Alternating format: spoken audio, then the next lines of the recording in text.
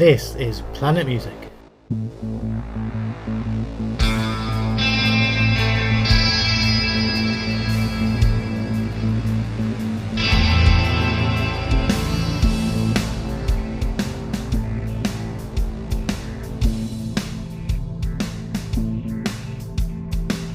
Welcome to Planet Music from the makers of Planet Marzipan. In a streaming world, we're proud to be a podcast that celebrates the art of the album. Hello and welcome to Planet Music. I'm Mezza. I'm here with my good friends. Craig. And Mikey. And Grae. hello, boys. Happy 2026. Yes, happy debt for all the albums and all the vinyl and all the everything that we're going to make people buy this year. It's a ridiculous year already. Yeah, we've just had a catch up, folks. Cursing the price of certain box sets that have just been announced. It could be a grand by the end of January. You realise that, don't you? It's just like, what the hell? Rush, Queen, all of that sort of thing. You know the score. But they need their retirement funds bumped up, you know. Yeah. But They've had the tax bills in, that's what that is. Oh, yeah. Yeah. As you can see from the title of the episode, we are here to discuss a Peter Gabriel album today, and we've not gone for the obvious because that's not what we do. We're going to talk about Us, the album Us from 1992. I'm going to start with a Wikipedia entry, and then we're going to ask Craig how old he was when it came out. So, Us is the sixth studio album by the English singer-songwriter and musician Peter Gabriel, released on the 28th of September 1992 by Real World Records and Geffen Records. Following the release of his soundtrack album Passion in 1989, Gabriel started work on new material for a new album, his first since So, which became his biggest selling release. Gabriel focused on personal themes on Us, including his divorce in the late 80s, his subsequent, easy for me to say, relationship with actress Rosanna Arquette, and the growing distance between him and his first daughter. It does go on to talk about it was promoted with an early form of interactive multimedia software called Explorer One, which Grae we've talked about in our. You've got that, haven't you, John? Explorer One. I've got it here. Mine's a really weird one because this is made for something called the Philips CDI. So it's weird because that's going back a bit. It is, and it's weird because I never owned it. I never owned Explorer One in any format, but I think it was Future Music magazine or something was all over, because obviously he was really into his sequencing and the sampling and stuff.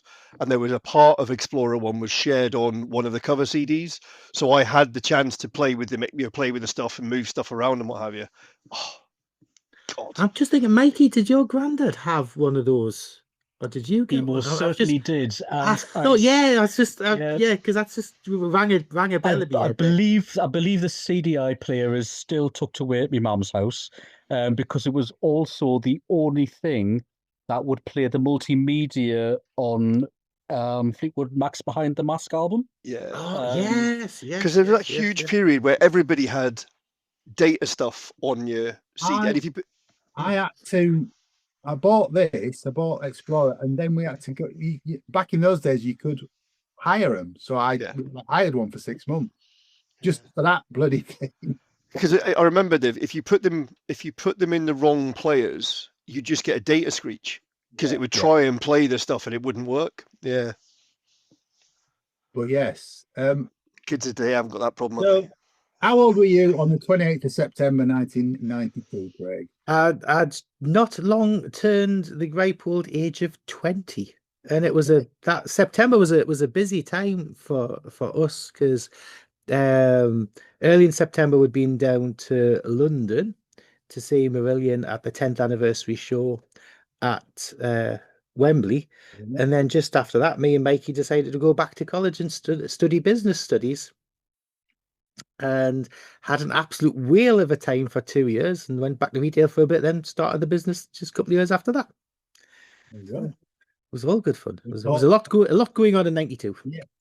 What were you doing in 92, Grae? I was a civil engineer. Okay. Yeah, writing software for structural steelwork, structural steelwork for British standards. Right. Yeah. And were you guys into Peter Gabriel at this time? I was, Right. because I think we've said before, one of my music teachers was really into prog and introduced me to Genesis, and was as much a fan of Gabriel Genesis as he was of Colin Genesis. But my introduction to Genesis properly was the sort of Abacab Duke period. Yeah. But he'd gone back and he'd played me Cell in England, and he played me Nursery Crimes, and or the old. And I was taken in by Peter Gabriel's voice and the way he put stuff across. That being said, I really struggled with his first 4 albums. There are moments of absolute genius on them, but there's also moments of absolute what the fuck. And I think I personally think they're really good. They're amazing. I'm not saying they're bad albums. They are stunning albums. He has never released a clunker. But I believe that the first 4 albums, he was still finding out who he was. And I think from Security onwards, from 4 onwards, that's where he was the Peter Gabriel that became the sort of the world smashing thing. And at that point, so I think because of the work he did with Kate Bush on Hounds of Love, I became more aware of how he built music and how he did things and what have you, because he was kind of instrumental in the way she developed herself as well. And I was just obsessed from then on. Okay. Well, I saw him on the Soto. I first saw him in '83 at Newcastle City Hall. I was a big fan by that point.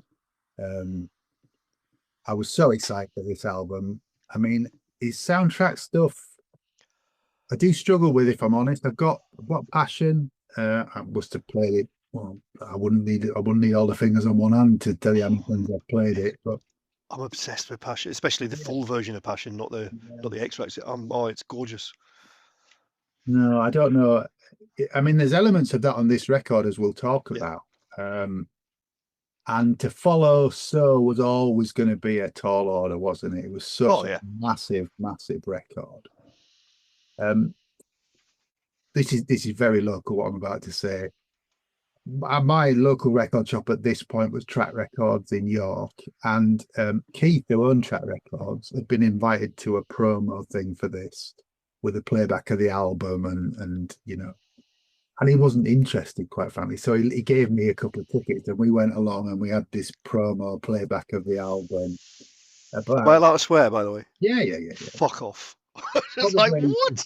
Probably about 2 or 3 weeks before it came out. And it sounded amazing. I mean, we did.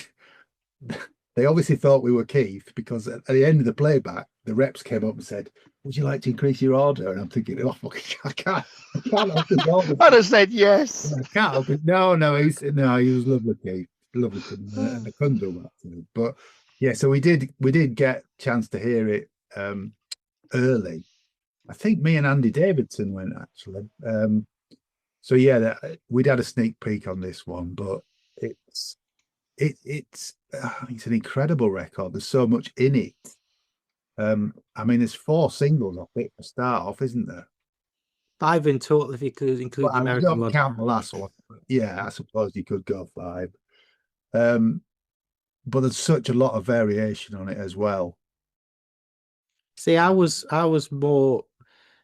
See, I'll not preempt, but Mikey was in this album a lot more than I was. I didn't buy it at the time, and I didn't buy the singles at the time because I was a bit more Colin's Genesis orientated. Because I found Peter, I've changed my opinion a long 20+ years ago, but at that time I either found it too not quite proggy, but too indulgent and too like alt rock and then too poppy at the same, some of the stuff too poppy at the same time, because things like, I mean, I loved Games Without Frontiers and Salisbury Hill, stuff like that, but I thought Sledgehammer and stuff like that was too poppy for me at the time, and I even thought about Steam and stuff was just a bit of a knockoff of Sledgehammer at the time. I have subsequently, reevaluated things only a few years after. Yeah, I mean, Steam and Kiss That Frog we'll talk about, but they both got a bit of stick when they came out. I just think, I mean, Grae's talked about his first 3 albums. There's some amazing songs on those records. Mother of Violence on the second album, and White Shadow on the second record. I love the second record. The third record's got Family Snapshot. Family Snapshot is just unbelievable. I think when I said I really struggle, you've got the stuff that became staples. You've got the stuff that everybody, your Salisbury Hills and all that kind of stuff, and it was just there was stuff that was. It was definitely a precursor to the way he has written music since. All this, the rhythmic stuff, the finding something to hang a rhythm on, which then built a song around, and it became, and maybe the technology wasn't available at the time to realize his dream. So I think some of it's jarring, some of it's kind of like, wow, where did that come from? But it's all a journey. None of it is bad. It was like, wow. The first album's brilliant. It's bonkers. It's brilliant. You've got Here Comes the Flood, Down the Dolce Vita, Moribund the Burgermeister. Just mad as a box of frogs. Here Comes the Flood. I am almost in floods whenever I listen to it. It's the emotion. We'll touch on this. The way he sings to me is just. Well, there's some of that on this record, isn't there? Yeah, the way he sings throughout his career, his ability. We'll touch on it in other points. But yeah, Mikey, you lapped all this up when it came out. I remember we used to go shopping, do go record shops. He was there like a shot for this. I'd been handed a copy of his Shaking the Tree album from 1990. 16 Golden Grace. 16 Golden Grace, yeah. A bit of a mixed bag. But I'd always loved things like Beco and Salisbury Hill and Games of Frontiers. And I found, unlike Craig, I found a lot of the later Phil Collins and his seriously time and some of the stuff with Genesis just a bit too simpering. I mean, for me, something like Mama from Genesis, I just think's the absolute dog's bollocks. I'd rather listen to that than what was being churned out in the early 90s. But again, like Gabriel, with Collins, it was the opposite. You were getting these poppy singles, but then if you go into the albums, there's tracks like Colours on But Seriously, it's like 8 minutes. It's amazing.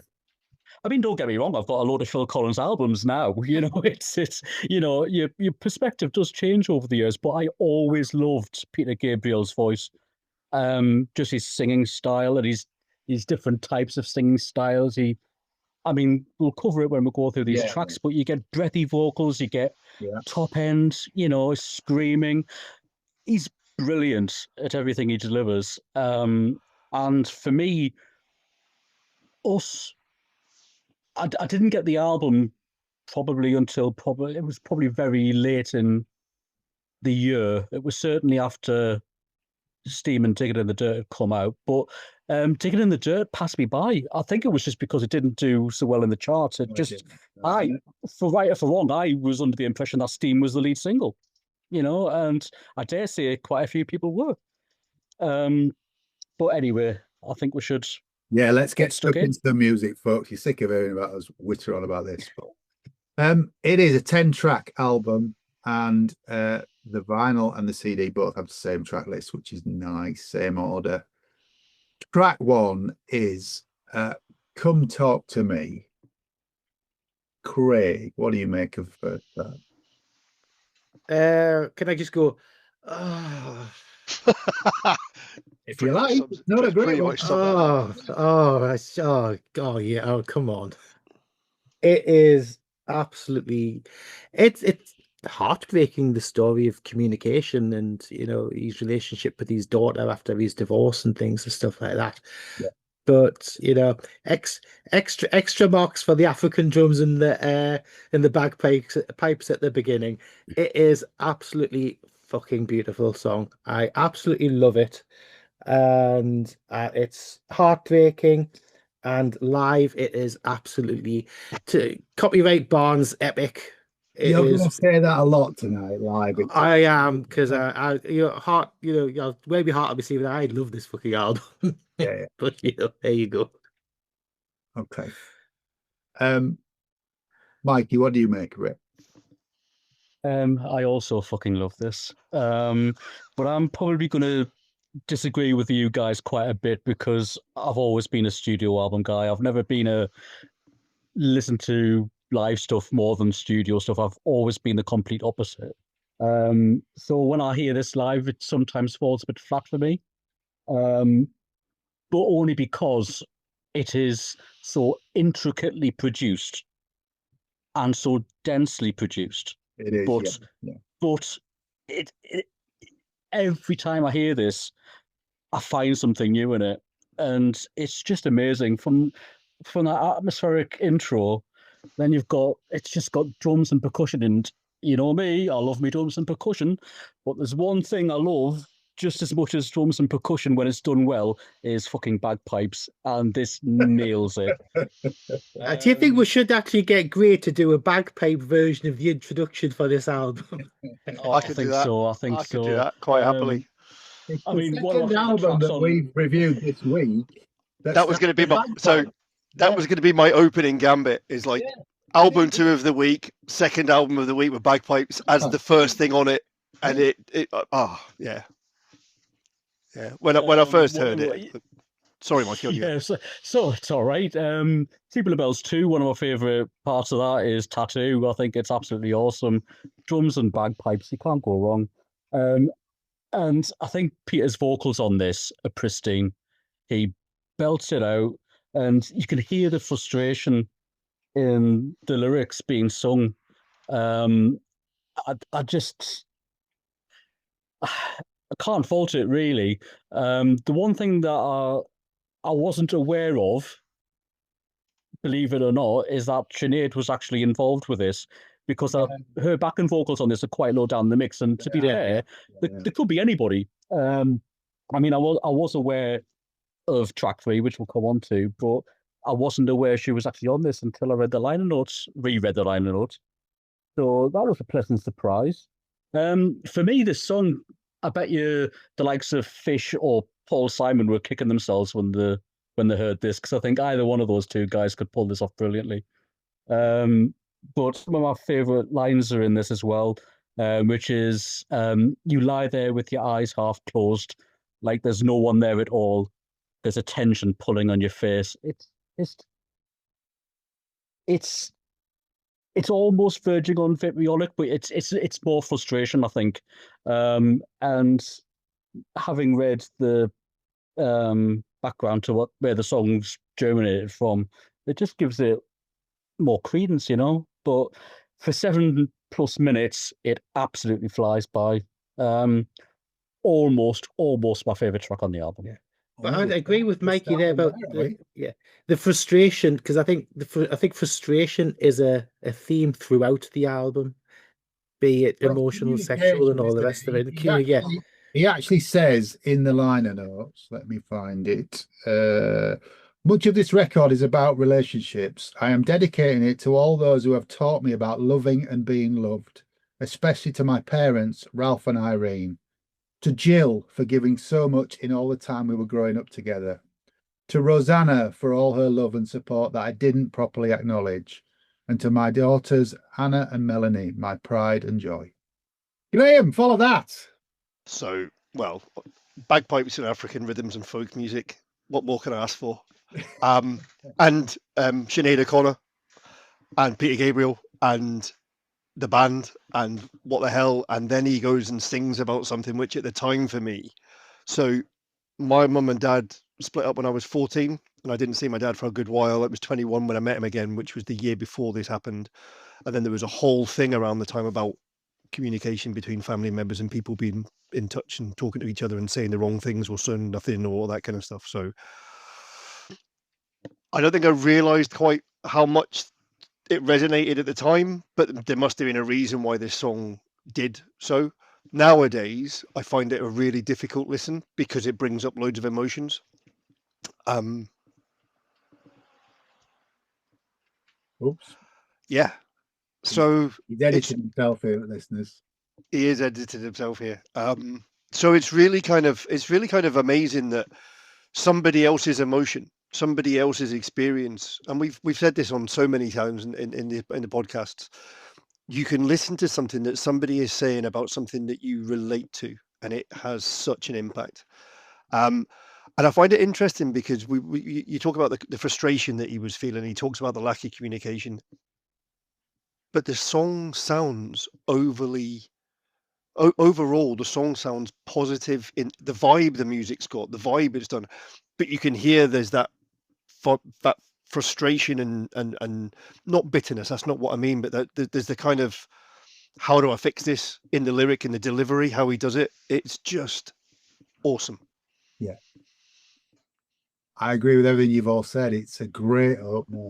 And I will talk quite a lot, although Mikey doesn't like to talk about live. I mean, Craig's just returned to the death table, but I will talk about the Secret World Tour a lot relating to this, because the live version of this, with the opening to the show, Robert Lepage helped sort of put the staging on, and there's a telephone box at one end of the stage, and then Gabriel comes out with his receiver on a really long cable and starts to walk down the walkway, singing at the same time. Incredible live presentation of this. Because there's a resistance on the phone cable as well. He's really it's pulling him back. Pulling them back, really, and there's really clever. I have to say, I've got the vinyl of this album, and this track in particular doesn't sound great on the vinyl copy because it's so dense. There's so much going on. The next track, which we'll jump onto in a minute, it's almost as though there's been a cover taken off the speakers when the next track kicks in. So I've gone back to the CD and played the CD, and I'm happy to say on the CD the mix seems a lot better. It might just be my copy, or it might be my pressing. I know that this album's been released 2 or 3 times now, but I think, just to pick up on some of what Mikey said, some of these lyrics are just incredible. Even just the chorus itself. Please talk to me, won't you? Please come talk to me. We can unlock this misery. Come on, come talk to me. I did not come to steal. This is all so unreal. Can't you show me how you feel now? Come on, come talk to me. Wow. It's ridiculously powerful. Hey, it is. Track 2 is Love to Be Loved. Craig. It's a nice bass-led, funky little number, isn't it? It's not one of my favorites on the album, but this is back to the feeling of frustration. I think a bit of sexual frustration in this one. I can't remember. I don't think I've actually seen this one done live myself. In the subsequent tours, I don't think it's actually been performed live, and that since then. But it's got a bit of a down and dirty feel to it. I feel like I need a wash after listening to it. Okay. Don't know what to say. But lyrically, top notch. Musically, canny. But for me, I just want to get to the next track. Okay. Well, you'll have to wait a minute, or Hello. 4 or however long this is. Mikey. You know how we've talked about the start of albums and how the first group of songs work really well together. These 3 for me almost work as a suite, not thematically, but certainly from a gut feeling that you get from it all.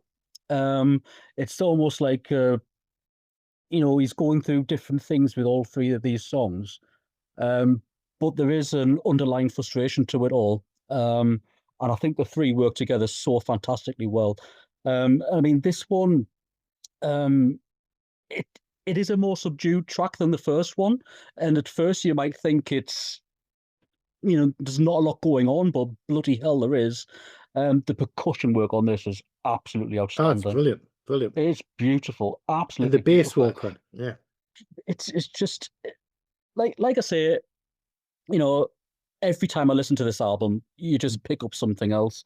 But there's layers and layers and layers to this track. Yeah.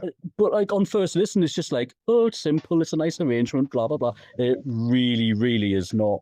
My favorite part is where it changes for the bridge in the middle, and It's stunning, yeah. you know, you've got that this old familiar craving. I've been here before. This way of behaving. Don't know who the hell I'm saving anymore. And then the outro, you've got this mantra going on. It's just it, and his vocal delivery on this. I think he sounds more like Phil Collins than Phil Collins does. Yes. Yeah, there's a lot of it where he's singing low in the lower register. Yes, yeah. And I just thought Phil Collins will have been kicking himself when he heard this. But yeah, love to be loved, love it. Okay. Grae, what do you make of it? So I totally get what Mikey's saying about the trilogy of the first ones. And I think a lot of it, so I've done some reading about the writing of the album and how he did it and how the processes he went through. And I think a lot of it is based around that because this is where I was talking about he developed his style. By this point, he was starting with a drum loop or a rhythm and he was building up and he would just scat over the top of it. And then if it worked, he would go, right, okay, I'll build on that. And he would build on it. And he would have these structures done before anybody else came along. And they built on top of that. So that's where I think that's where the density comes from these mixes, because he built a foundation. And the percussion bit is phenomenal. And I think it's really interesting. If you read the notes about how it was written and when the sessions were and what have you, Manik actually did the first session that he did was purely Peter Gabriel's big bass drum and the African percussion and the bits and bobs that he used. He didn't play a drum kit until the second writing session. So all that percussion and stuff and the loops that Peter Gabriel used, they were the bedrock of the music and everything else came on top. So you've got that, exactly as Mikey says, the layer upon layer of, well, let's add this bit. Oh, actually, that bit's changed. Let's move this bit around. It's phenomenal and lyrically heartbreaking. Yeah. Because it's a self-awareness lyric, isn't it? It's like kind of, it's really, really good. Yeah. Again, can't disagree with anything that you guys have said. It's a deceptively simple song at first listen, but then it hits the bridge, as Mikey says, and the bit that follows what Mikey was talking about there, and I let go, I can't let go of it. It's just an emotional way comes at you. It's just absolutely incredible. This track's got Shankar on violin. Brian Eno plays additional keys on it as well. And Manakash is on electronic drums, and somebody called Hossam Ramsey on tabla. Yeah, a bit like Grace said, this is, he'd struggled to play this, I think, acoustic without all the backing. Yeah. Do you think it would stand up on its own? I don't think it would. I think that's, I get what Mikey was saying. So I'm the same. Until recently, I haven't tended to listen to a lot of Peter Gabriel live stuff because I love the production and the mixes that are on the studio. And I've often thought, I mean, I'll put my hand up. I've never seen him live. It's just never worked out. Yeah. If OI ends up with a tour, I'm going. Oi. Oi. I'm going. But having recently got into some of the live material and some of the Blu-rays and stuff, oh God, his ability is he doesn't replicate the album. He recreates the music because it is different, but it's done in such a way that it is phenomenal. So you don't necessarily miss the bits that aren't there because something else is taking its place. Yeah. The emphasis is on different things or different riffs or Yes. different instruments. The song's correct, but you know, on something like some of these songs that we'll talk about in a minute, Live, they're a completely different beat, as you'd expect. Yeah, Mikey's got his deluxe copy of So Out. No. This is the That's program perfect. for when we went to see him. Oh, that's the Back to Front tour, yeah. The Back to Front tour. Yeah. Oh, 2014, John. Where Oh, else to find Jesus. Come up on my memories of the other day. Yeah, it's brilliant. Hey, just look at the list of musicians on the album. Nope. There's about 50 of them. It's Well, like- there are. Yeah, you know, he likes a team. Can you hear Harry? No? Okay. This mic's just putting him out. He's barking at the Amazon delivery. Track 3 isn't the first single, but it's the first track that was released as a single, Blood of Eden. Craig? It's an absolutely beautiful sounding song. It's where he does embrace his world music, you know, just mentioned before, you know, you've got beautiful percussion, you've got tablas and stuff in there, you've got like strings a little bit in the background. His vocal register, this is one of the songs that where you can actually listen to the different types of vocals that he does. He's ranging this from his deeper register right up to like his high kind of stuff. falsetto. His falsetto is absolutely beautiful, and you know, I mean, lyrically you could say it's fairly simple, but you know, it's heartbreak. You know, you got your lyrics like, you know, you can't get credit anymore, only gold. Things out. It's just I'm gonna have to stop because I'll just gush. Oh, good. It's good. Mikey, what do you think of Blood of Eden? I think this is absolutely gorgeous. It probably is my favorite track on the album, but it has been changing the more I've been listening back to the album. So I've got another couple of contenders later on. I'm not going to just go over the same thing that Craig's did, but the thing that gets it for me is how beautifully Peter and Sinead's vocals work together. The harmonizing, it just blends perfectly. Some part of me wishes she'd had a bit of a moment on her own in the track, maybe somewhere. But at the end of the day, it's a Peter Gabriel album. I think we were just spoiled with what he did on his previous album, I suppose. It's the middle bridge section that gets me. The bit that starts with it, my request you take me in that tenderness, I'm floating away. It is absolutely beautiful. And I think it's at that point that I noticed the violin. The violin throughout this track is absolutely sublime. It's beautiful. And it just It's gives subtle it as well. it is subtle. It is subtle. But like I noticed it on that bridge section, and it wasn't until I had another playthrough I was like, it's all the way through this bloody track.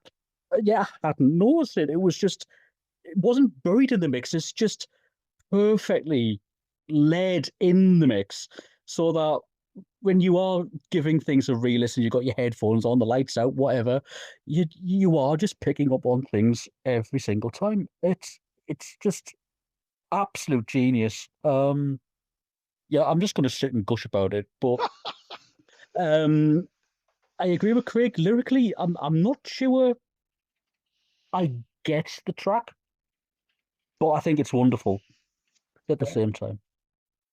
Grae, what do you make of it? So in his own words, I wanted to use the biblical image in Blood of Eden because it was this time when man and women were in one body and, in a sense, maybe in a relationship. In making love, that sort of struggle is to get some form of merging of boundaries. It's a really powerful union, and there are many obstacles to this. So that's what it's about. I'm not sure. Okay, I'm not sure I'll get it from the. Well, I get some of it from the lyrics, but apparently, I mean, it's interesting to hear that it didn't start off as simple as it ended up. Apparently, it was quite complex, and rhythmically they were struggling with it, and Daniel Lawar didn't like it, and there was all this kind of stuff. And he says it was very much a case of one of his songs where less is more, and it worked. But I think vocally, if not lyrically and musically, vocally, this is one of Peter Gabriel's best performances for me. It covers the whole gamut of what he's capable of doing.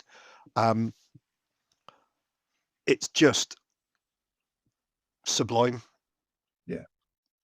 Yeah, I totally agree. I think the harmonies of Sinead, Peter, and Daniel Lanois together are incredible. But as you guys have said, that I do get the sort of religious overtones of it. You know, that's, to me, that's where it comes from. But again, some of these lyrics are just incredible because he's quite a private man, Gabriel, isn't he? So this is the first time. I mean, he admits himself it was the first time that he'd done that kind of opening himself up and he's speaking about how he was feeling. Yeah. And this is all about communication and emotion, all of this record, you know, in different ways. I think it's a very brave single, if I'm honest. They probably put it out off the back of Don't Give Up, I suppose, without having done well on so. But yeah, it's a stunning track, it really is. From the sublime to the ridiculous, track 4 is Steam. Craig. No, yeah, I mean, this is, I mean, I thought at the time, and funnily enough, just reading up on something like Gabriel had actually said in an interview at the time, which I hadn't seen, that the record company and everybody did want Steam to be the first single, but he thought it was more of a backward-looking way to do it because people just think it's a bit of a knockoff to Sledgehammer in that ilk, not like a direct rip-off, but it's a similar kind of funky kind of pop tune. And that's what I thought at the time. I thought it was a bit, close to Sledgehammer. I don't think so much now. I mean, I think it's great. And going back and rewatching the video for this with the early CGI and the early stuff like that is quite mind-warping. Yeah. It's, I mean, there's a lot of like CGI and early. I mean, I think they spent on the videos of this. They were quite groundbreaking at the time for like 92, 93. Yeah. Well, computer graphics, early computer graphics and things and stuff like that. So, but 30 years later, it looks like, my God, what the hell were they on? Yeah. But I love this track. I think it's great fun, and I think it's one of those songs that is fantastic live as well. It really perks the setup. Yeah. And again, the version on Secret World where he's clumping around the stage and having a whale of a time and stuff. It just looks like it's so much fun. Definitely does, yeah. So much fun. Mikey, what do you make of Steam? Oh, I fucking love Get your this box song. out. Get your box out. Oh, get me box out. Ta-da! Hey! Got me 30 bucks, and I've got me me Digipack single as well. Yeah, we'll not talk about the remixes because they're bloody awful. But anyway, yeah, just from the opening bass work, it's just absolutely outstanding stuff. And them guitar bits that go, I can't even whistle, my throat's killing me. You know, the bits that go, weep, woo. It's just the marriage of that with the doom ba doom ba doom doo doo. It's just, oh God, it just sends shivers down my spine every time I hear it. It is classic top end Gabriel stuff. It really is. If you like his poppy stuff. I tell you what I like about it. I love the rhyming couplets all the way through the song. Your ladder from your stake, your throttle from the brake. They're just so cleverly done all the way through. I mean, it must have been fun for him to write, or at least try and find out, what rhymes with curve. Oh, nerve, yeah, I'll use that. But it all makes sense. It hasn't just been rhymes for the sake of rhymes, My middle bit is, again, the favorite bit of the track for me, the everybody nosedive, hold your breath, count to 5. I think that part's absolutely astounding. It's the best bit. Backslap, booby trap, cover it up with bubble wrap. Yeah. It's brilliant. It's almost like Peter Gabriel version of a rap, I suppose. But the thing that gets me is it probably isn't ad-libbing, but he makes it sound like it on the outro, where he's, just just going for it hell for leather. And you've got this like honky tonk piano comes in towards the end. Oh, I love it. I absolutely love it. It's not as much as I love it as a single. I wouldn't say it stands out like a sore thumb on the album. I think it's where this album is sequenced. It's sequenced beautifully, and I think this is it's needed. it's because of what's needed going after on. them first three songs very much so. First three songs, you need to pick it up after that, don't you? Yeah. Yeah, but there is better inverted commas Gabriel stuff on this album that isn't Steam, but Steam on its own, I think, is absolutely amazing stuff. Okay, Grae? I love it. I love his poppy stuff. I really do. I love the structure of it. I love the way it's done. The video was great at the time. Yeah. You know, it won an award for a reason. But it's really weird because I didn't get. I don't know why I didn't, but I didn't get the reason behind the song. And the way and what it's written about until very recently when I was reading the notes. I was like, oh, that makes sense. Because I didn't take it as having a stab at somebody who thinks they know everything from a point of actually not knowing the same stuff, which is what it is. It's about a woman who thinks she knows everything and a guy that understands he doesn't know anything, but he knows all about her and can tell her where she's wrong and where she's right, which is really quite, so it's quite, for a throwaway pop song, it's quite a deep concept and lyric. But if you don't know about it, it's just a fun song to listen to. Okay. Yeah, it's one of the. I mean, as I interrupted Mikey by saying it needed this to pick this side of the record up, because what's coming next, if it had followed Blood of Eden, I think it would have been too downbeat. It's good fun, great video, great live, as Craig said. It's not a favourite Peter Gabriel track of mine, but it's good fun. The last track on the second side of the record, because it's a double album, and the fifth track is Only Us, Craig. Yeah, this is a bit, or musically, almost this track doesn't necessarily fit that well with the album. It's a bit more of a hark back to like the not say alt rock, but the different thing, because it's quite an ambient with some nice like almost like fluty kind of stuff through it, and fantastic bass work and stuff through it. But he's singing against the melody, and it's got a bit of dichotomy there. It's an interesting track, but I don't think it's one that I particularly love. I would never skip it because it's an interesting listen rather than like a lot of the stuff's been pop and a lot of it's been gorgeous and beautiful. This has just got a different feel to it, and his vocals on this are sublime as ever. But then it gets to it's about halfway or 3/4 of the way through, then it starts to flow more and gets more of a beat to it, and the proper drums and things and stuff that come in. But yeah, it's an interesting track, but I think it's almost a call back to something a bit older. Yeah, it reminds me of, although Excellent Birds is probably a bit more commercial than this, it reminds me of Excellent Birds on So or something like that, really. It feels like this was a jam that they played through to do.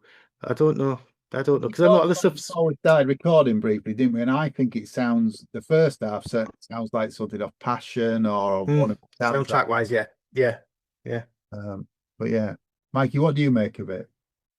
It's fucking awesome. I think the fact that William Orbit programmed most of this speaks volumes. Yeah. And I think you can hear that throughout this track, the way it's structured. If Madonna had sung these lyrics over that music on Real Light, nobody would have batted an eyelid. Exactly. It's atmospheric. As Craig said, the guitar work and the percussion and the bass, wonderful yet again. It's got this Middle Eastern African fusion sound going on, which I think is absolutely wonderful. And I think the reason why I think you probably think it sounds like a jam, Craig. It's like it's broken into like 3 sections, and there's like musical interludes between the pseudo verses, if you like. It ends completely and- differently to how it starts. Well, yes. Yeah. Well, this is it. I think those instrumental interludes breaking up the song make it for what it is, and I love it for that. But yeah, the last 2 minutes, it's almost like a tempo pickup, but it's not. It's just played to sound like a tempo pickup. It's just absolutely brilliant. And there's a line in it which goes, "The further on I go, the less I know," which reminded me of a George Harrison line from a Beatles song, which is "the farther one travels, the less one learns," which might have been his interpretation of it. I don't know. But yeah, I love this. Today, this was my favorite track on the album. Okay, wow. It does change every now and then, but for what it is, I'll have to get and into yes, it I totally, before the end of the podcast. Yeah. I totally agree with you. This could have belonged on Passion soundtrack. Okay. Absolutely. Grae, what do you make of Only Up? It's in my top 2 or 3 songs on the album, if not my favorite. I'll start with that. And exactly for the reasons that Mikey says, and also the fact I've already said I love the Passion soundtrack, and I think that's perhaps why this really. But it's also the vocal delivery again, and that what you were saying about the Craig at the beginning when he's singing against the rhythm, he's singing, and it's that conversational piece that it wasn't in the words that kept sticking in their throats, it wasn't in the angels in their quilted coats. It's like the way he delivers it is almost stilted against the music. It doesn't fit, but it works. Yeah. And again, the emotion in the way he sings, and then that line that you said, Mikey, the delivery of that line is plaintive. It's like, I wish I knew why, but the further I think, the more I'm meant to know, the less I do. That kind of, and it's just the overall delivery of it is brilliant. And I'm going to say I'm going to sound the same on every single song on this album, pretty much. I think folks are getting the message. I think it's an interesting track. As Mikey said, there are 3 parts to it. The first is quite sparse, and that's the bit that reminds me most of his soundtrack stuff. There's a middle sort of bridge section where things start to build up, and then by sort of 4 minutes onwards, there's a regular drum beat, and it's sort of driving it toward the end of the track. I think it's interesting. It's not my favorite track at all. I think you all know what my favorite track is, but it's not this. But this is good.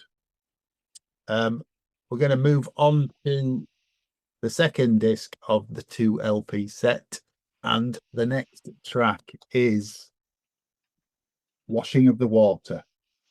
Great. Now, this is a beautiful little, just over 3-minute song, and it's a bit more of the traditional just song rather than some of the soundscapey stuff that we've had previously. Lyrically and everything, gorgeous. I love the way that it slowly builds up to the end and starts getting. But to me, I almost feel like this is, on Marillion's Brave, where you've got Made Again at the end after the Great Escape. I kind of feel like this would have made a beautiful end to the album after the album finished. Can't put anything after that last song, mate. I know Secret World. I know we're going to go over, but it's just something that's just like a nice afterthought. But yeah, I think it's a beautiful little song. Yeah. Okay, Mikey. I think this is perfectly placed on the album, actually. And I think it's a breath of fresh air. It's the shortest track on the album by far. But I think saying that, I mean, even the longest tracks on this album don't feel long to me. I think all of them are just perfect. They just flow well, and nothing overstays its welcome on this album at all. And this is another one. I feel like this one's a very, very deeply personal one for him. And I think that's why you've got a simple arrangement, because it's like the words, the lyrics are more important and need to be said. Doesn't make the arrangement any less effective than anything else on the album, though. What I like about it is you've almost got this metronome sort of like ticking clock feel to the track. Love that. And I would have quite liked to have heard some gospel choir in this, because I think it's got a certain gospel element, certainly towards the end of the track anyway. But again, it's the bridges on his work. I love the bridges. And this letting go is so hard. The way it's hurting now. Get this love untied. It's so tough to stay with this thing. It's heartbreaking. He's wearing his heart into this. He's not wearing his heart in his sleeve. He's puffed it up. You know, it's out there for the world to see. It's gut-wrenching. Kill that fear of emptiness, loneliness I hide. Beautiful, beautiful words. Yeah, love it. Grae? It's hard to follow that. His bridges are always something special. He knows how to take a song somewhere else. And this one in particular, it's so if you take the bit before it was the going away to the sea, and then no, you can't gloss over that bit. I mean, the whole of the first part of the song is so fragile. That's what I was going to say. It's delivered in such a thin, broken, fragile way, and then it's the washing of the where he sings "Going Away." It almost breaks. His voice almost breaks. Yeah. It's as if it was hard for him to sing. Yeah. And then you get till the washing of the water makes it all right. Let your waters reach me like she reached me tonight. And then that bit, letting go. That one line, letting go. It's so hard. The way it's hurting me now. I've got my hair standing up just thinking about the delivery of it. The words are amazing, like Mikey says, but it's the delivery of it, because there's a strength that suddenly appears. There's a change in the whole thing and that would be the spot where the gospel choir came in, and it was like, glory be, this is the moment. It is just gorgeous. But I think it breaks down again to the end. It does. That's probably why it doesn't, the choir and the big. And he's the master at it. He does it so well. He'll take you somewhere, and then he'll bring you back to where you were in the first place, and you suddenly realize, all right, okay, this is it. Yeah. I think this is my second favorite track on the album. Never used to be, because I really like the singles. The next track I particularly like, but he did do "Washing of the Water" live as well, and it was something special, I have to say. It's for all the reasons that you guys have said. This harks back to maybe something off the second record or the third record for me. It's not driven by any sort of loops or rhythm or anything like that, just that basic metronome, as Mikey says. But yeah, it's really good. It's really good. Okay, well, the next track was the first single off this record, and it is "Digging in the Dirt." Craig? This is Mr. Gabriel lying on his psychiatrist's couch and dealing with his traumas and stuff, because he was under psychotherapy at the time, and this is harking back to that. This song is almost as mad as the second post-therapy album that we've reviewed, yeah. But this song is kind of like mad as a box of frogs. And if you've ever seen the video for it where he's got snails crawling all over him and all the mushrooms and things, go watch it. Honestly, just don't take any strange substances before you watch it, otherwise you'll not sleep for a month. I think this song is as groovy as feck. Is it really a single? It's got some. I mean, this time you've gone too far. Hook, and that is great. That it didn't work hugely as a single because it wasn't that successful. I think it was a brave choice, and I think it is a fantastic song. And I think live it's brilliant. And again, going back to the Secret World live, you can see all the actions on the stage every time you listen to it. If you've seen it, you keep going back to it. Camera on, hasn't he? He's got a camera on his face. Yeah, and it's absolutely fantastic, absolutely fantastic. So it's one of my favorites. One of my favorites, definitely. Mikey? Just as an aside, going back to the video, which also won a Grammy, by the way. Did you recognise the girl in the car, Craig? She was on a BBC show. If I went, oh, Renee, Yes, it's Maria from the first series of Hello, Hello. Hello, yes. Yeah. Never You'd be knew that. quiet. I agree with Craig. It was a very, very brave choice as a first single. And I would say it's quite a hard listen at times. You know, if you're in that mindset of like digging up the reasons why you've done things to people in the past, it can be a bit of a tough one. And I actually found that quite a hard listen today. It's gritty and it's dirty, but it's got a beautiful blues feeling to it. And again, the percussion work on this is absolutely fantastic. You can feel the anger in the song, but again, it's anger born from frustration and wanting to resolve things, and you can kind of get there's like a core feeling to this song, and he delivers it in spades again. You know, I don't think this made. Sorry, I don't think it did him any favors as a single. I think it should have been as a single. Just should have shifted the order around a bit. It's not one of the highlights on the album for me. I think it was more representative of the album. If he put out very much so that frog first, people would have thought they were getting another song. Another so, yeah. Yeah, very much so. The way I interpret, well, very much not so. Some of it is, this time you've gone too far as an internal monologue. And then when we snap back to don't talk back, just drive the car, that's what's happening in real life in front of him. Yeah. That's the way I take my take on it. Yeah, totally agree with you. Yeah. Thematically, it fits in the whole narrative of the album, but it's not one of the highlights for me. Okay. Grae?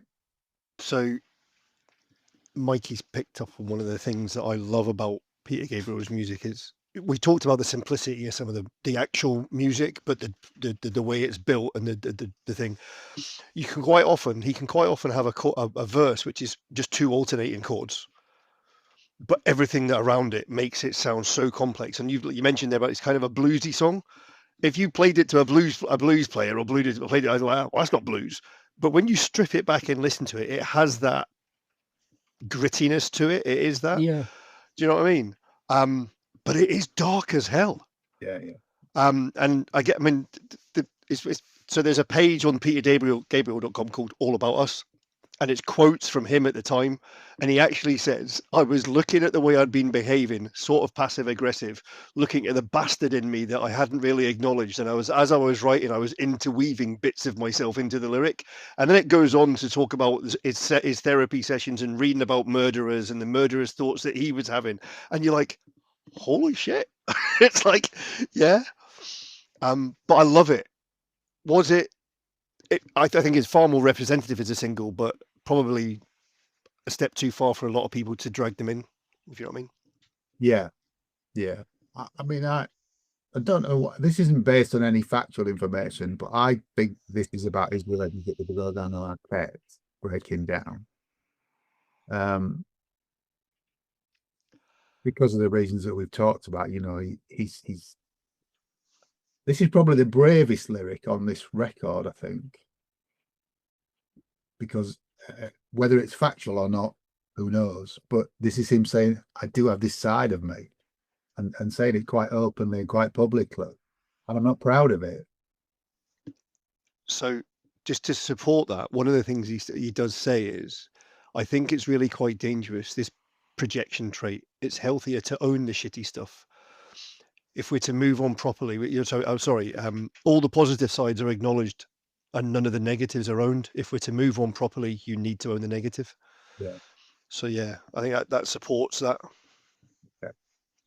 Well, the next track is very different to Digging in the Dirt. It's 14 Black Paintings. Craig. Yeah, I love this. It's another atmospheric one. You know, it starts off with your kind of like your Middle Eastern kind of sounds into your tablas and your ambient stuff like that. And I think it's great. But I was just reading a thing about the inspiration. This is how Mark Rothko inspired a classic Peter Gabriel song. Say, from the pain came the dream, from the dream came the vision, is the ominous opening line of Peter Gabriel's 14 Black Paintings. It was a fitting testament to Mark Rothko, the artist who inspired it, because the abstract artist drew from tragedies like the Second World War to create towering rectangular blocks of colour, using the conflict as inspiration to express emotions in opaque washes of blues and reds. He built on the universal pain of war and materials like Nietzsche's The Birth of Tragedy to bring his vision to life, which Gabriel nodded to in the 1992 Track from Us album. So it's all a bit dark, but I think this is a stunning piece of music. Well, there is also another. If you search for 14 Black Paintings, the Black Paintings is the name of a group of 14 paintings by Francisco Goya. Yep. Which, I'm sure that some of that is the origins of this song as well. Yes. Yeah, there is. Mikey, what do you think of 14 Black Paintings? Again, I totally agree with Craig. It's atmospheric. I love the woodwind instrument that's used at the start. I believe it's a duduk. The mandolin that turns up in this track, so cleverly used. It's vocal harmonizing, the keyboard washes throughout it, and then you've got just brilliant percussive work going on as well. Yeah, it's another one of those sparse, but it's not tracks going on. For want of a better expression, it is a poem or a piece of prose set to music. But it works wonderfully. And again, I agree with Craig. It's something that could have fit on one of his soundtrack works. But again, sequenced where it is on the album, it just works beautifully. Between Digging in the Dirt and Kiss That Frog, I think it's needed. But it's beautiful, absolutely beautiful. Great. Yeah.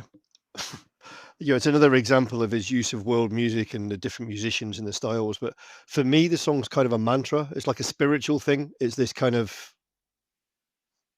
it takes you on a journey. Although there's only 5 lines in the song, 5 lines of lyrics.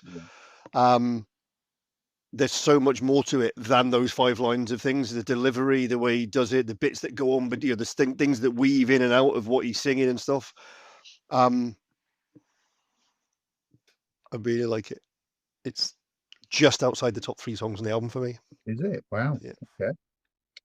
Yeah, it's an atmospheric one again, and as Mikey said, it's probably needed to break up this second part of the record. I think you couldn't follow Digging the Dirt with Kiss That Frog, and I don't know where else you would put 14 Black Paintings. Really, you wouldn't want it anywhere near Only Us, so it's probably in the right place, I think.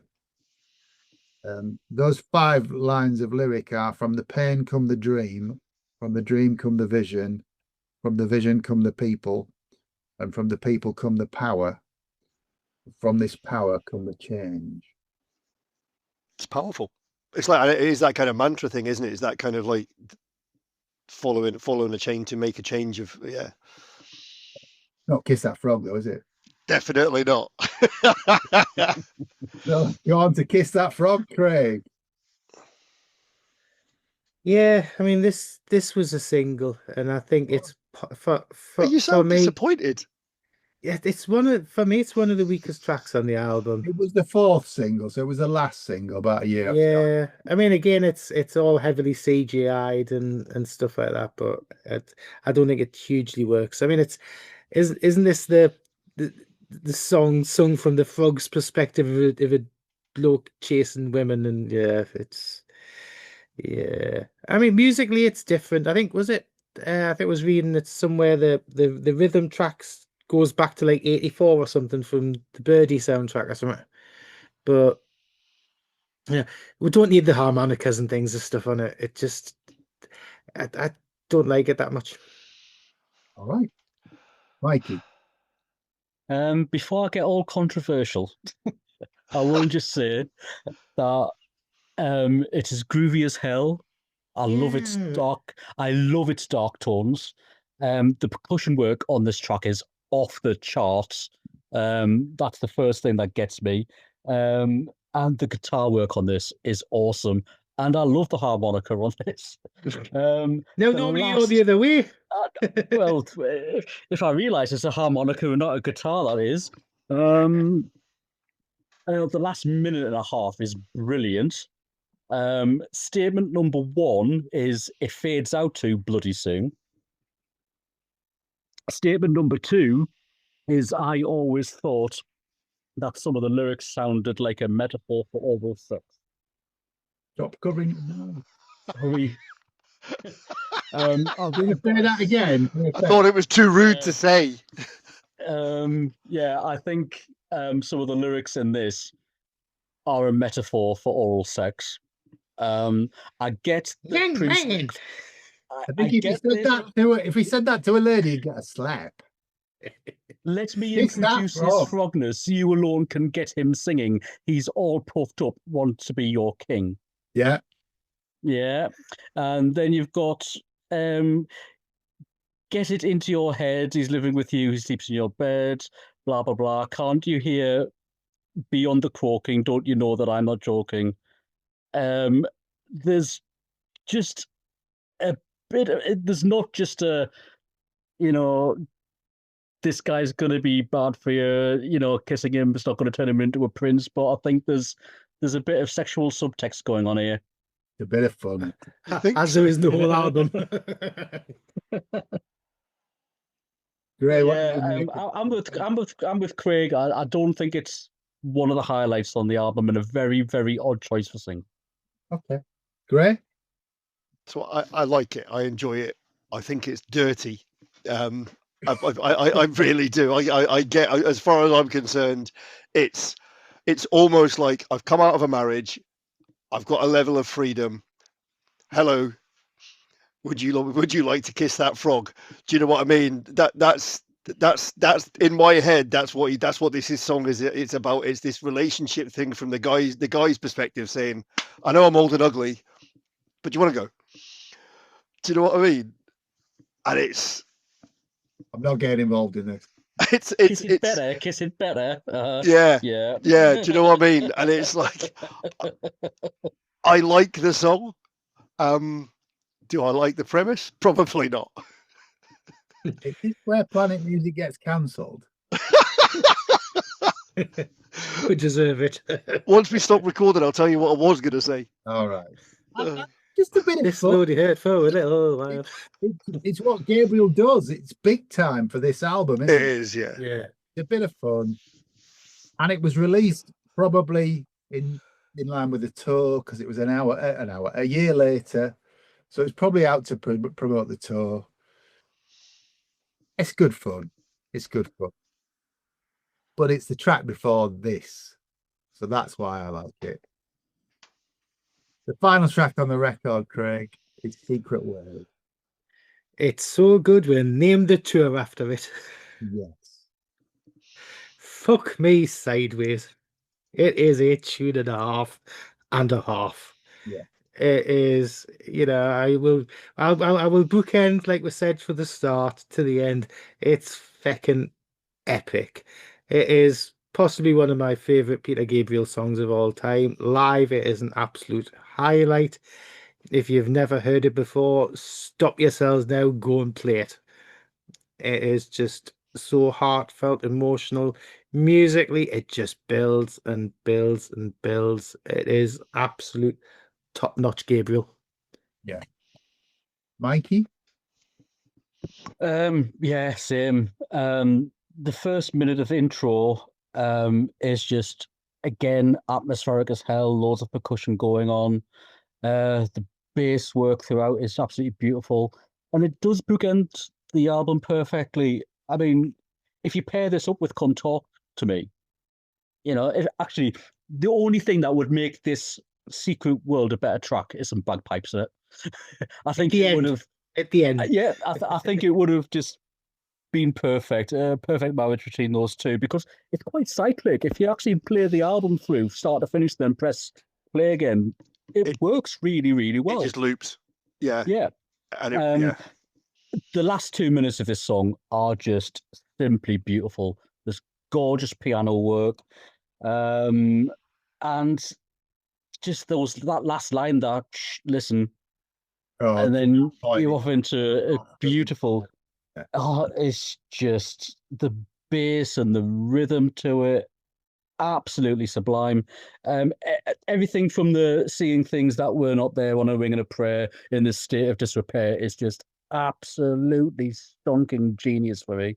The 7 minutes fly by. It should have been longer, but it's a perfect end to this album. It's absolutely wonderful.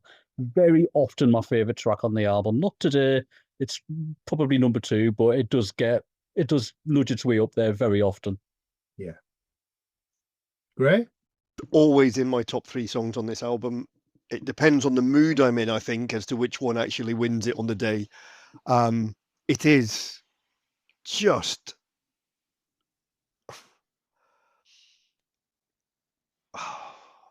his lyrical ability and his ability to sing those lyrics in a way that impart what he's feeling and how he's thinking is it's almost unmatched. I don't think that I'd struggle to think of anybody else who does the same as well. I think there are other people that are close, but he is the one for me that has that ability, and it's his ability. It's funny. So one of the things I complain about with a certain other singer is his falsetto and the use of the falsetto at times.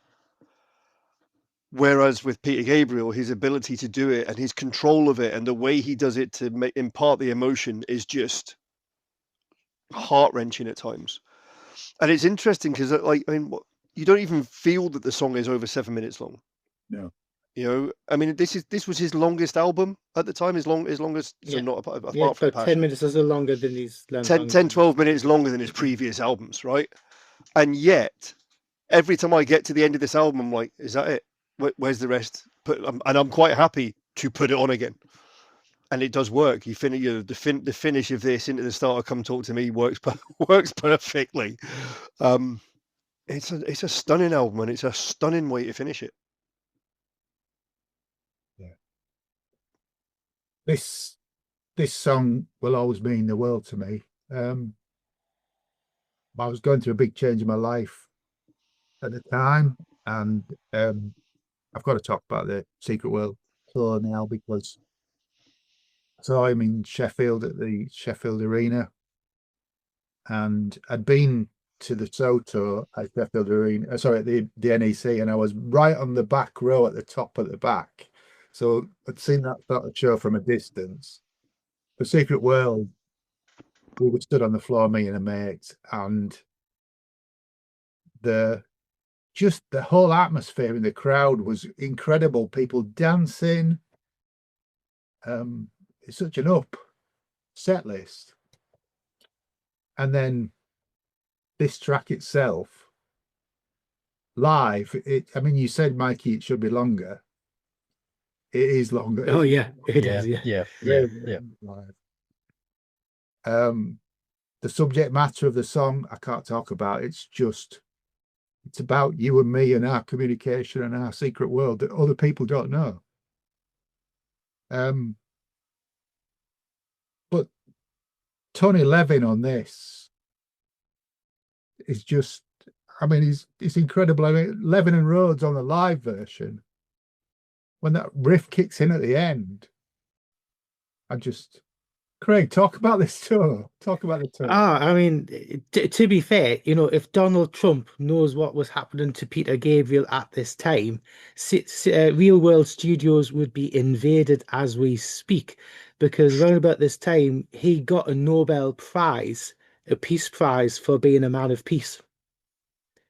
So that's a fairly big thing, because everything he was doing with the charities and with the studio and with WOMAD and all the rest of it. This is how you get a Peace Prize. This is it. But I mean, we didn't get to see this. I mean, we didn't get to see Peter Gabriel till like the growing up to it, which was amazing. But watching this on like DVD, Blu-ray, you can get it streaming and stuff and that in a minute. it is possibly one of the cleverest live stage setups that you will see, and it's clever, it's beautifully staged, musically it's absolutely fantastic. I think the live versions of the songs from the album, and all the back catalog stuff and like that, it's just absolutely fantastic, absolutely fantastic. So if you've never seen it, go forth, watch it now. Yeah, I mean, Paula Cole is the featured Female vocalist vocalist, yeah. on the end of the tour. I mean, Sinead O'Connor started, but then she split up with Peter Gabriel, so she left the tour abruptly, and Paula Cole got a call, and after one rehearsal, played a show to 16,000 people. So, but she's amazing on this. She is really good, incredible. But the staging on this, Robert Lepage, it's just the end of Secret World. I mean, you know what happens. Have you ever seen it, Grae? No. You've not seen it? No. But the end, Oh. there's a main stage, and then there's a remote stage with a wall in between it. And as Secret World, the track comes down to close, all these suitcases appear on this travelator heading towards the main stage. And then there's a big suitcase at the front, which stops. And Peter opens it up, and each band member stands inside the suitcase, and disappears under the stage. So that they all do that. Yeah. I mean, Tony Left reappears, but like an idiot. Yeah, it was a bit of a joke. And then he shuts the suitcase, and he walks down to the circular remote stage, and the whole lighting rig just comes. He looks up like 13 counters. He looks up at the lighting rig, and the whole lighting rig just comes down and down and hits the stage as the song finishes. It's really effective. It really is. The one thing I will say about the live show is his leggings are too tight and it's slightly distracting. It leaves nothing to the imagination. And the cameraman's below him in a lot of the shots, and it leaves nothing to the imagination. And maybe that's exactly how he wants it. When you're trying to listen to the music, it's just a little bit too distracting. But there you go. But also, it was the last time you actually saw him in anything when he's got like a full set of hair, because he shaved it all off after that. Yeah. I mean, it was quite a long tour. It started February '93. It went off for about a year, didn't it? Went right up to August '94. He played Woodstock '94. But yeah, incredible. If you're interested in Gabriel and you've never seen Secret World live, I would highly recommend it. I have to say he's got into a bit of a rut of putting out live albums. Secret World never came out on record originally. It was just a CD, wasn't it? Yeah. It's since been reissued on double live, half speed mastered, and it sounds incredible. Yeah, his Bandcamp is costing me a fortune. Well, at the point of recording, he just announced 2 more live releases, hasn't he? So yeah, he has. WOMAD 82 and the In the Big Room are about to come out. If you're a fan, you'll know what we're talking about. But there's a lot to discover with Peter Gabriel live, certainly. So overall, one thing I must put in, because he'll kick as if I don't. Our mate Dave Dobby, yes, who is close to all of us. I told him that we're doing this, and he says it's in his top 5 albums of all time. Still, he loves it, and it was the first album that he bought for himself on CD. Yeah, my God! And actually, when he was like 12, I think. One of our other friends posted something, and he said, "Surely this gets a mention," and I haven't mentioned it. So Sheryl Crow did a version of "Digging in the Dirt" on her album. It's only on the deluxe version. You can't get it on the on a physical version, but it's quite an interesting version, and Gabriel is on it. So worth digging that out. But that, I mean, I'd like to think I've seen a few concerts, and that Secret World show is in my top 3 concerts of all time. Overall, really?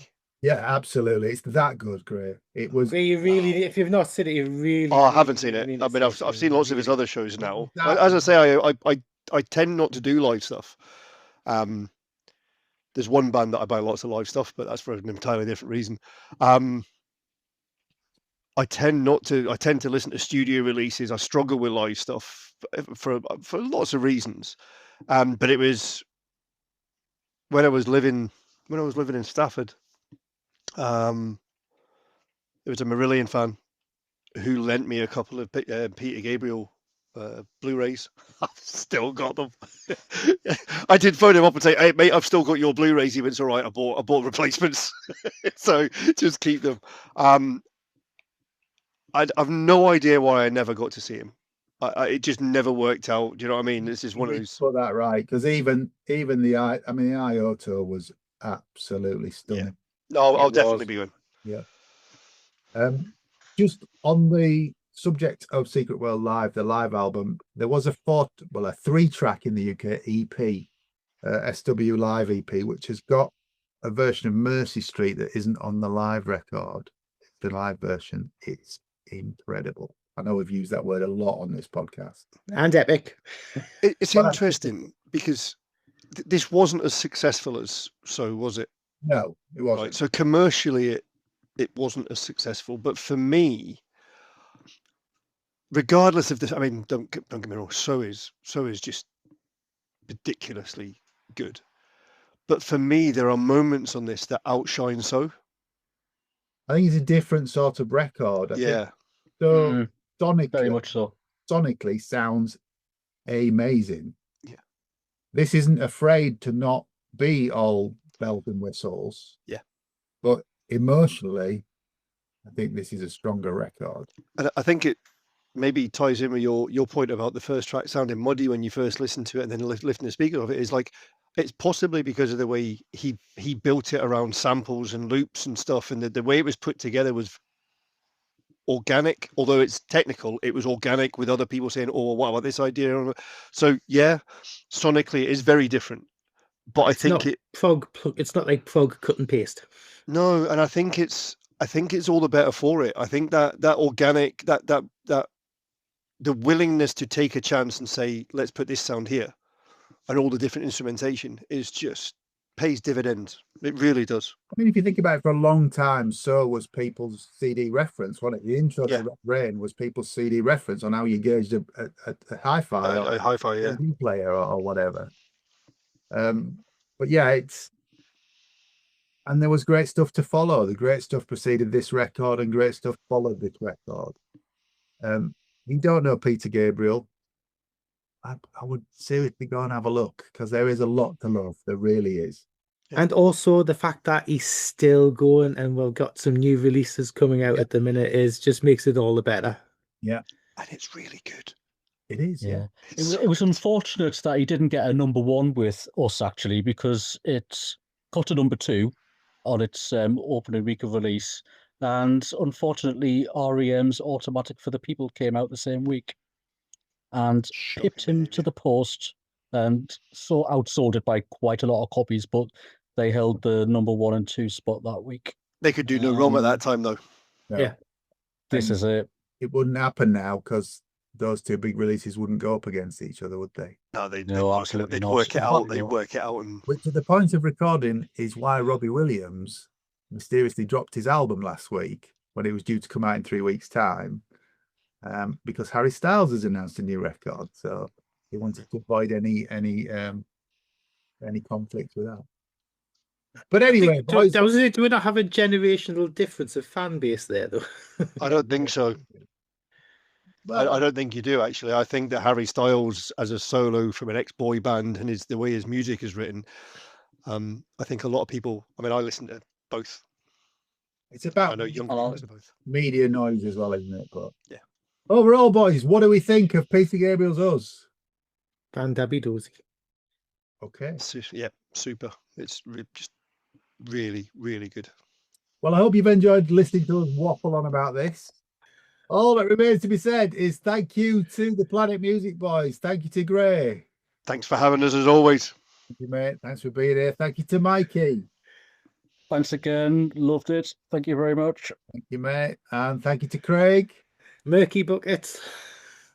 It's good night from me. And it's good night from him. Take care.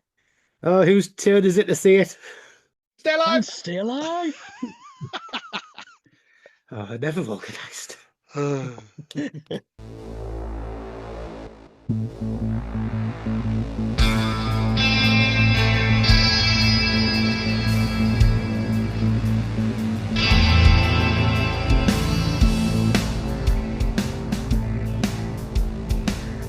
Thanks for listening. To Planet Music from the makers of Planet Marzipan.